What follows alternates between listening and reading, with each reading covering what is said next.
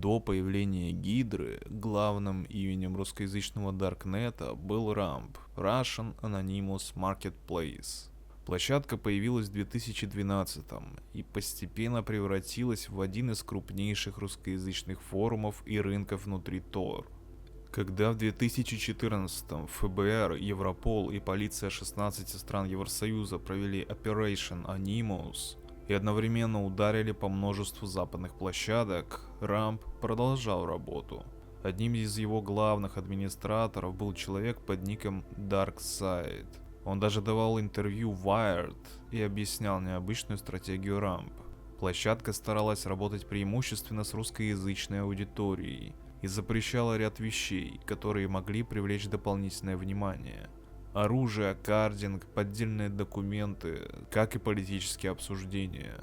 Но дальнейшая судьба самого DarkSide остается довольно туманной. В 2019-м лента.ру со ссылкой на человека, близкого к администрации RAMP, сообщила, что за ником якобы скрывался программист из Нижнего Новгорода, который умер от передозировки еще в августе 2015 года. Перед смертью он якобы передал доступ к своему аккаунту и криптографическим ключам другому администратору. Независимого подтверждения этой версии нет, а личность DarkSide официально установлена не была. Сам RAMP продолжал существовать еще почти 2 года. Dread. В феврале 2018 появился Dread. Форум, который быстро превратился фактически в Reddit, только в Даркнете. Здесь обсуждали рынки мошенников, полицейские операции, взломы и вообще все происходящее внутри Tor-сети. Создал площадку пользователь под ником HackBunter. В сентябре 2019-го Dread ушел на технические работы.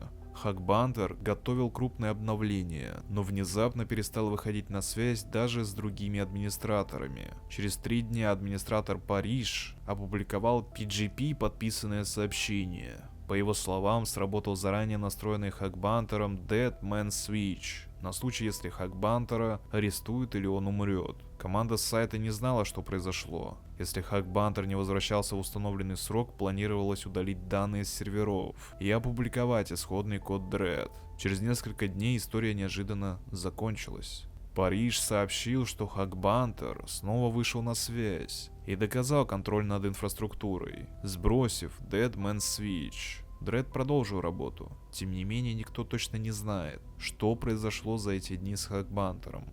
И тот ли человек вообще сейчас управляет сайтом. Evolution.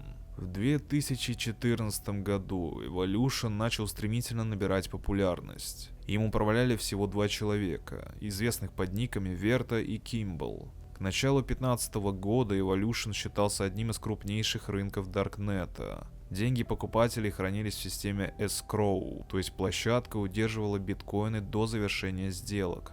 В марте 2015 года вывод средств внезапно перестал работать.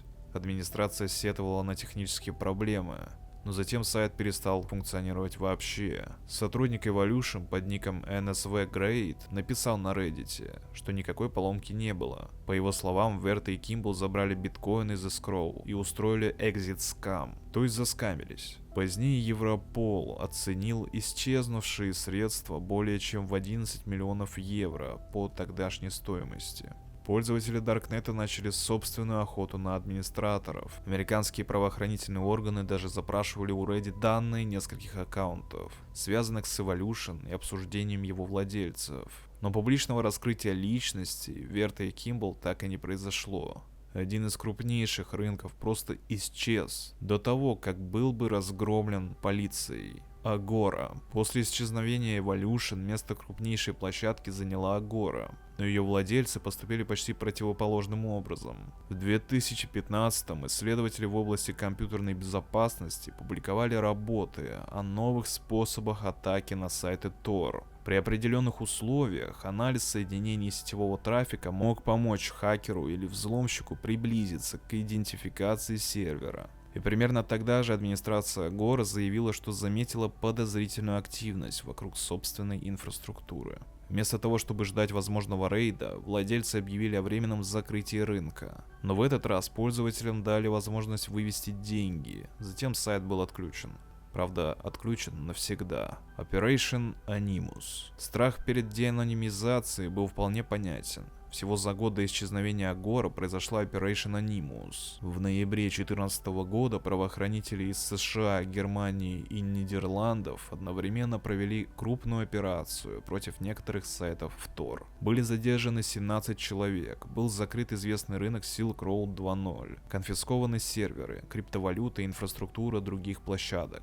Первоначальные заявления звучали особенно впечатляюще. ФБР говорило более чем о 400 Onion-адресах, а Европол о более чем 410 Onion-адресах. Позже админы Tor отметили, что реальное число отдельных площадок, фигурировавших в судебных материалах, было значительно меньше, около 27. Просто один сайт мог использовать несколько Onion-адресов. Тем не менее, вопрос остался открытым. Как спецслужбы находили реальные серверы сайтов? Tor Project после операции прямо написал, что точного ответа у разрабов попросту нет. Среди возможных объяснений назывались ошибки самих администраторов, уязвимости сайтов, анализ биткоин-транзакций, уже захваченная инфраструктура и технические атаки непосредственно на Tor. Способов могло быть множество, но ответов нет. Ганза. В 2017-м спецслужбы показали еще более необычный способ борьбы с даркнет-маркетплейсами. Ганза была одним из крупнейших рынков того времени. В какой-то момент правоохранителям окончательно удалось установить двух ее администраторов.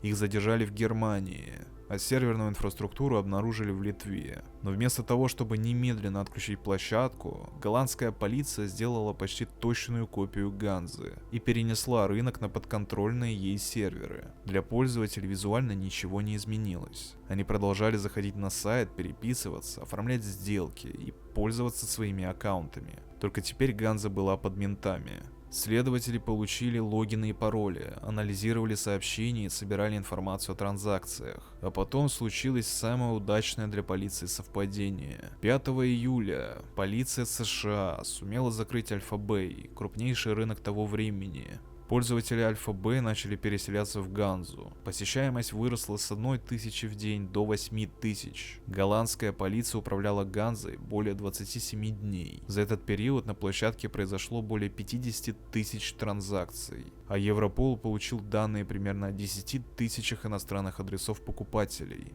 Только после этого рынок окончательно отключили и раскрыли операцию. Что дальше было с пользователями и поставщиками запрещенных веществ, думаю, объяснять не нужно. Гидра и война русскоязычных рынков. Однако вернемся в Россию. После исчезновения рамп русскоязычный рынок постепенно оказался под контролем Гидры. К началу 20-х она превратилась в гиганта без западных аналогов. По данным Минюста США, с 2015-го связанные с Гидрой криптовалютные адреса получили более 5 миллиардов долларов. В 2021 году на Гидру приходилась огромная доля криптотранзакций, связанных с даркнет-маркетами в принципе, но 5 апреля 2022 года все закончилось. Немецкое федеральное ведомство уголовной полиции конфисковало серверную инфраструктуру Гидры, которая, как оказалось, находилась в Германии, и изъяло 543 биткоина стоимостью примерно 23 миллиона евро. На месте огромного рынка образовался вакуум.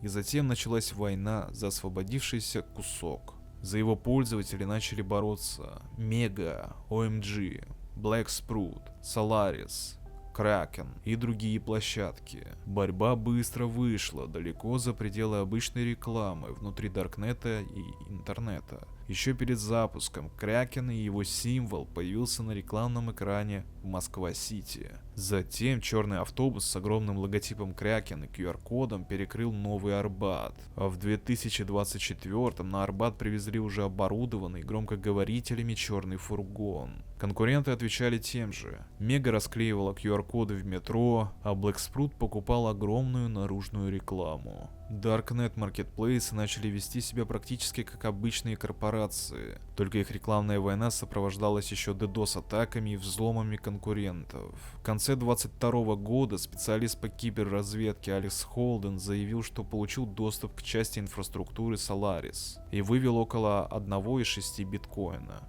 Тогда примерно 25 тысяч долларов. Деньги, по его словам, были переданы украинской благотворительной организации. А 13 января 2023 с сайта Solaris был установлен редирект на Kraken. Кракен объявил, что взломал Solaris и получил доступ к его инфраструктуре. Кракен можно назвать победителем в войне. В 2024 его годовая выручка превысила $700 миллионов. Alpha Bay и The Snake. Первый Alpha Bay был закрыт летом 2017-го. Его основателя Александра Казаса задержали в Таиланде 5 июля 2017-го. Через неделю его уже нашли мертвым в камере. В американских судебных материалах его смерть описывалась как обыкновенное самоубийство. Казалось, история Alpha Bay закончена. Но один из бывших руководителей площадки и ее специалист по безопасности под ником The Snake избежал наказания. Через 4 года, в 2021-м, The Snake неожиданно появился снова и объявил, что Alpha Bay возвращается. Для подтверждения своей личности он использовал старый PGP-ключ. Конечно, владение ключом само по себе не доказывает, что за компьютером находился тот же человек, но версия возвращения настоящего The Snake выглядела достаточно убедительно. Новый Alpha Bay снова начал расти, и к 2022 году на площадке было более 30 тысяч уникальных объявлений и примерно 1300 активных продавцов. Но в начале 2023 года The Snake перестал появляться. Пользователи заметили, что давно не обновлялся его Canary, криптографически подписанное сообщение, регулярно подтверждавшее, что администратор все еще свободен и контролирует свои ключи. Одновременно появились проблемы с двухфакторной аутентификацией. Затем Alpha Bay снова испарился. Не было спецопераций, или по крайней мере каких-то заявлений об этом.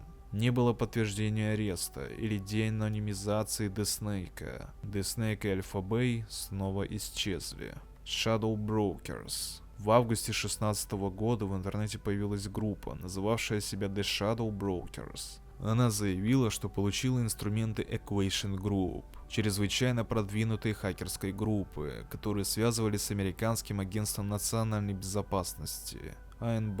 Shadow Brokers опубликовали часть файлов бесплатно, а остальное попытались продать через странный биткоин-аукцион. За полный набор файлов они первоначально потребовали всего лишь 1 миллион биткоинов. Тогда это было сотни миллионов долларов. Из-за абсурдной суммы многие решили, что перед ними обычный развод. Специалисты начали анализировать опубликованные файлы, и оказалось, что данные подлинные.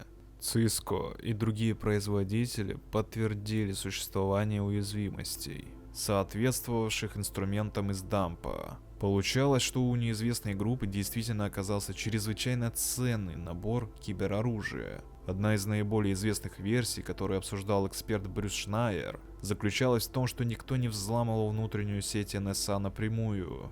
Разведывательные операторы могли использовать сторонний скомпрометированный сервер как промежуточную точку для собственных атак. А кто-то позже нашел этот сервер и скопировал оставленные там инструменты. Позже Shadow Brokers начали продавать отдельные инструменты через сайт в децентрализованной сети ZeroNet. В апреле 2017 года выложили новый массив данных бесплатно. Среди опубликованных инструментов был Eternal Blue, эксплойт против Windows. Microsoft уже закрыла соответствующую уязвимость обновлением MS-17.0.1.0 еще в марте 2017 года. Но обновление не до всех дошло, а 12 мая началась эпидемия вирусного червя WannaCry. Червь WannaCry использовал Eternal Blue для автоматического распространения между уязвимыми компами. Позже инструменты из утечки Shadow Brokers использовались и во время атаки NotPetya. Вышло, что инструмент АНБ использовался уже хакерами против обычных пользователей и компаний. Американские исследователи подозревали в том числе подрядчика НСА Гарольда Мартина, у которого обнаружили огромный объем секретных материалов. Но он был осужден за хранение таких данных, а не за передачу их кому-либо. Спустя почти 10 лет после первых публикаций никто публично так и не был обвинен в том, что стоял за Shadow Brokers. Ну а если вы хотите поддержать канал копеечкой, то по ссылке в описании есть Boosty и Tribute. Вы поможете выпуску новых видеороликов. Подписывайтесь.